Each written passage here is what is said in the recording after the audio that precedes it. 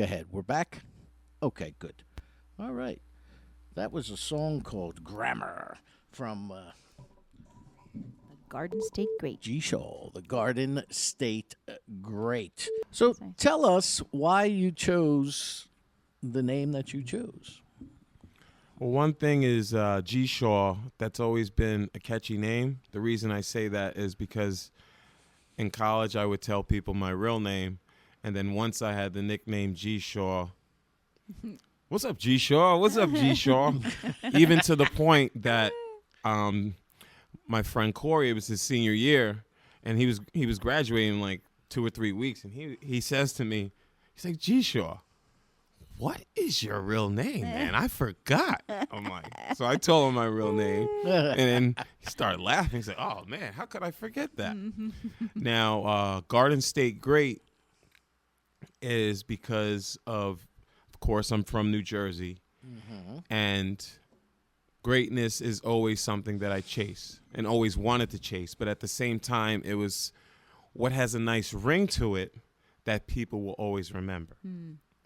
And the one thing that I know for a fact, people always remember Garden State Great. Yeah. Because I've been places, let's say I haven't been there in a few years, and then Garden State Great, they hear that, hey, wait, yeah. Or if people come up to me and they're like, wait.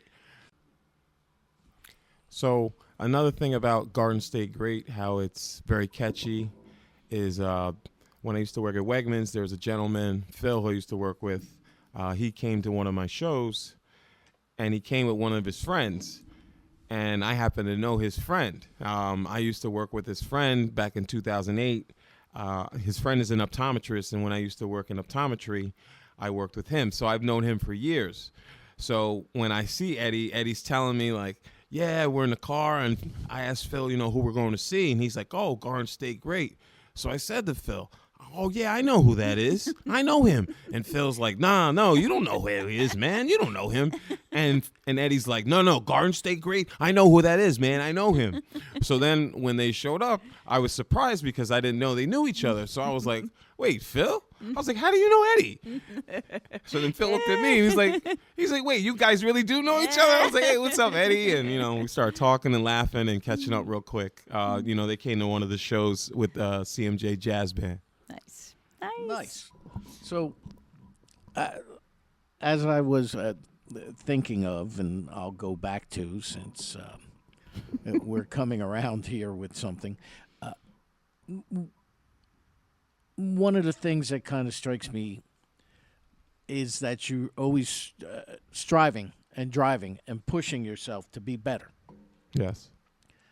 You are great today, but you can be even more great tomorrow. Exactly. And I believe what I was thinking is, do you find that puts too much pressure on yourself? And do you think you'll be able to sustain that as you advance in age?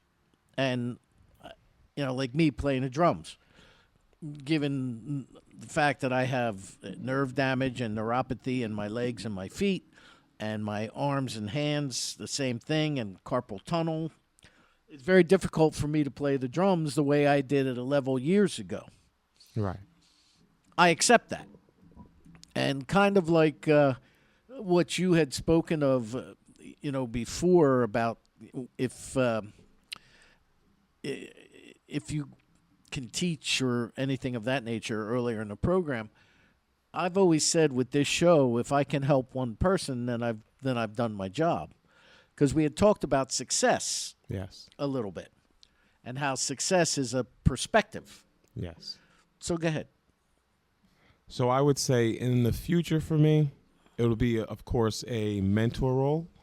But if you're striving always to be the best, you think of new things to do while you're transitioning. So my transition into me not being an artist and a vocalist in front of crowds could be 20 years from now. But in that process, I've already thought about what to do. What am I still doing to use those same type of skills that will still highlight who I am as a person, as an artist, expression, all of those things. So I talk about the writing, I talk about reading, I talk about performing, I talk about improv or freestyling. But for me personally, the next element is public speaking.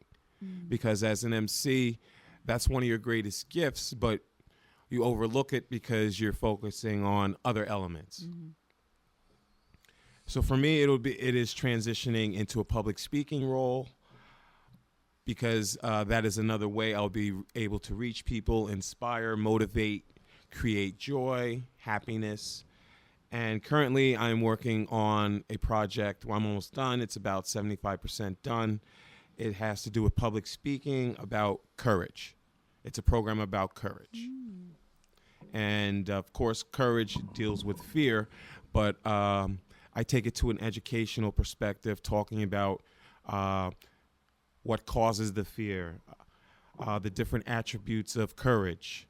Because in order for me to be who I am today, who I was in order to get into this, took a lot of courage.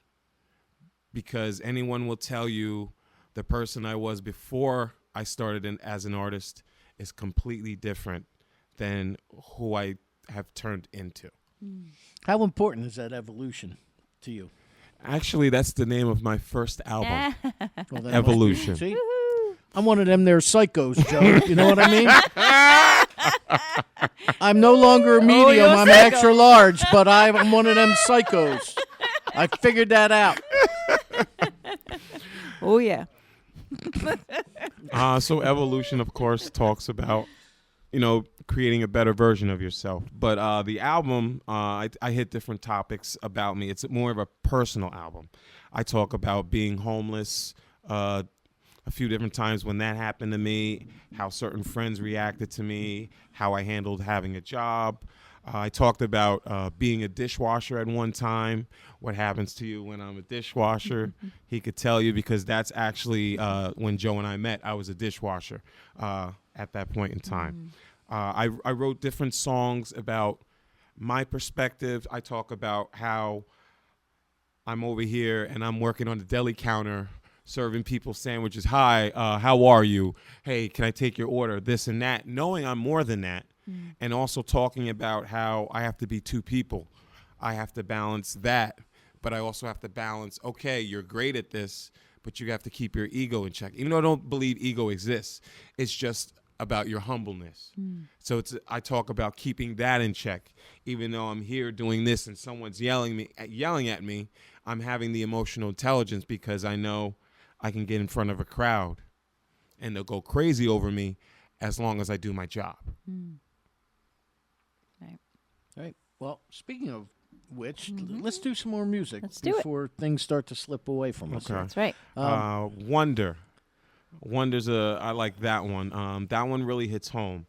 So I'm a single gentleman, and that song is me speaking to the woman of my dreams. I don't know who she is, but it's me speaking to her. So that's why it's very deep. It's I ask a lot of questions. You'll hear it in the song, and you're just like, wait, wow, this one really, really hits. It's a love song, of course. Nice. Yeah, see, I give him credit. Because if there was like this woman of my dreams and I saw her, I probably wouldn't be able to speak. Well, see, this isn't me speaking to her face to face. Oh, so you got keyboard muscles. No. I don't know who she is. I haven't seen her. But when he does, he can't. Correct. So he this won't. is me just talking to her in general. I get it now. Right, All right. This is on a deeper level. What did Big Tomato say to the little tomato as they walked down the street? Big Tomato turned around and catch up, stump. So anyway, I caught up. Right. Here's the Garden State Maybe that's Great the problem. with his song called Wonder. I haven't found the one yet, but I do think of her. What's her style? Her interest? Her smile? What does her voice sound like? I don't know who she is, but right now, I'm talking to her. I wonder if you think of me.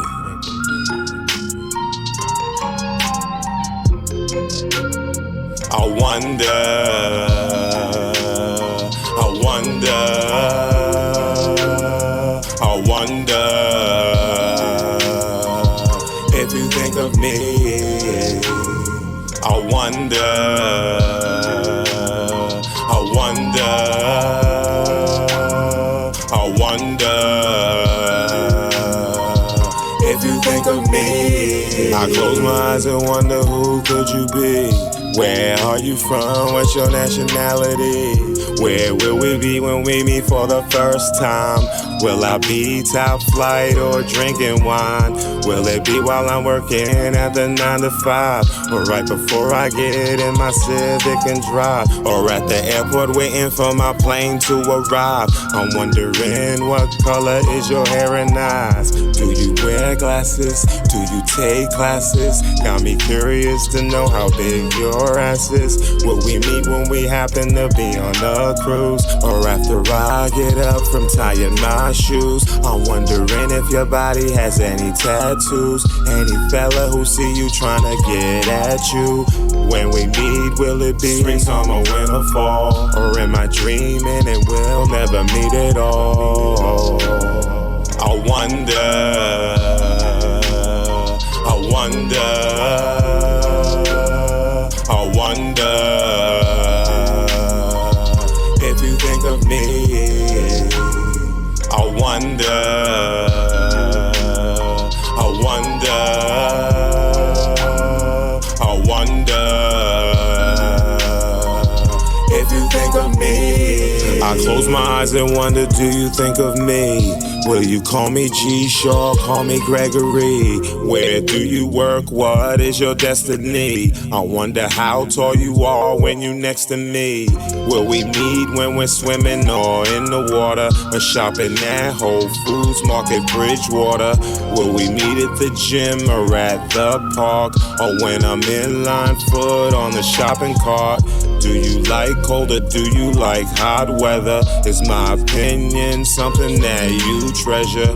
Will you be open to things outside your pleasure? I wonder how you respond when under pressure. Will you have a ring that's in your nose? I wonder, will we play outside when it snows? Will you be spicy like habaneros? I wonder if you think of me when your eyes close. I wonder, I wonder, I wonder if you think of me. I wonder, I wonder, I wonder if you think of me.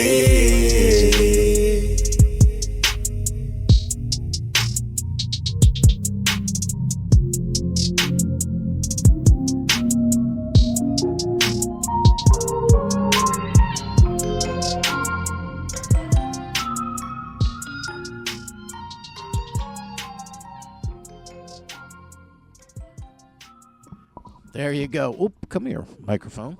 Thank you very much. Yeah. Welcome back to I love that. That was Rock on Radio. What are your websites and everything? So you can find me on Instagram and Facebook. The Garden State Great. You can just type it in the search engine that way, and it'll show up. You can type it in Google as well that way. You'll see different options. I'm also on YouTube as well. But all you have to do is type in the Garden State Great. You can type it in as one word, or you can space each out, and it'll give you all the links. Instagram, Facebook, Twitter, YouTube. Well, while that was going out over the air, we found out some interesting factoids about you. That you played the saxophone and you were a tap dancer. Played the alto saxophone for 4 years in the school band and tap dance for 13 years. Okay. Does that ever come into play in what you do now? Yes. Okay. The easiest way when I explain to people, they're like, well, how do you come up with flows and rhythms and everything? For me, it's very innate. I don't count music. I can just hear it, and I'm like, oh, this is blah, blah, blah. Like, it's for me, it's that simple, but it's because, of course, the practice, the repetition of all that. Rhythms for me, I hear them, and then when I express them through my voice, they're very similar to either tap dancing or the alto saxophone or both. You know, growing up, my favorite band was and still is Led Zeppelin. Now, when I was a kid playing the drums, which is how I discovered Led Zeppelin, because my cousin gave me Zeppelin 4 for my 12th birthday. Okay. She's like, "You're playing the drums, you got to hear this guy." So as I began getting better at the drums, I started listening to John Bonham. And not only did he play in polyrhythms, but oftentimes he didn't stay lockstep with the bass player, John Paul Jones. He locked in with Jimmy Page on guitar. So a lot of his accents and beats and things were with Page and not Jones. So consequently, from listening to that so much, I began to pick up that influence, and I started doing that sort of thing.